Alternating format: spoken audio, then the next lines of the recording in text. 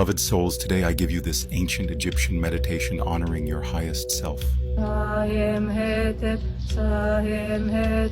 ne dietem vesir merien het, ne fruem rempet. Sahem hetep,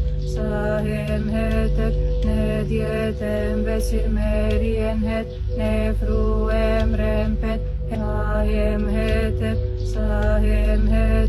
ne dietem vesir merien het, ne fruem rempet. Sahem hetep, ne dietem vesir merien het, ne fruem rempet. Sahem hetep, ne dietem vesir merien het, ne fruem rempet.